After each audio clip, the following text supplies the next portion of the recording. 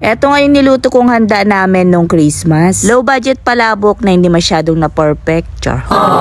At kahit hindi nga perfect, i-share ko pa rin sa inyo kung paano ko niluto. Nagisa na nga ako dyan ng bawang at sibuyas. Pagkatapos nilagay ko na nga rin yung pritong tinapa. Hinalo-halo ko lang pagkatapos ilalagay na rin natin yung napiritong tofu. Para sa pampalasa, naglagay na nga rin ako dyan ng asin at paminta. I-mix-mix lang natin para magpantay yung lasa niya. Nung okay na, nilagay ko na nga rin yung anato powder na may tubig. At nag-add pa nga ako dyan ng tubig, then nilagay ko naman na yung pork cubes. Takpan nga lang natin hanggang sa kumulo. At pag kumukulo na, ilagay na natin yung nadurog na chicharon. At para naman sa pampalapot, cornstarch lang na tinunaw sa tubig. At ilagay na nga rin natin yung onion leeks. Halu-haluin lang pagkatapos takpan hanggang sa maluto. Fast forward, etong at luto na, hinalo-halo ko muna bago ko pinatay yung kalan. At ayan, lalagyan na nga natin ng sauce yung palabok noodles. At ayun na nga, kaya nasabi kong hindi na perfect dahil kinulang nga ako sa sauce. Ang dami kasi ng palabok noodles tapos ang konti pala ng sauce na nagawa ko. Dapat nga sana yung isang lalagyanan lang yung nilagyan ko ng sauce. Sinalin ko na nga dito sa kawali pero tignan nyo naman maputla pa rin yung kulay. Kaya naman ang ending ay matabang nga yung lasa. Di talaga ako marunong pag maramihan nga yung lulutuin ko. Pero nagawan ko pa rin naman ng paraan kahit papaano umokay naman yung lasa. Kaya naman eto, maglalagay na nga tayo ng toppings. Lagay ko na nga dyan yung natirang chicharon, onion leeks, saka itong nilagang itlog. Dinamihan ko nga yung nilagay kong itlog para magandang tignan. Para pag nakita sa picture, hindi halatang hindi na perfect. Char. O diba, tignan nyo naman, itsura pa lang hindi mo akalain na matabang yan. Char.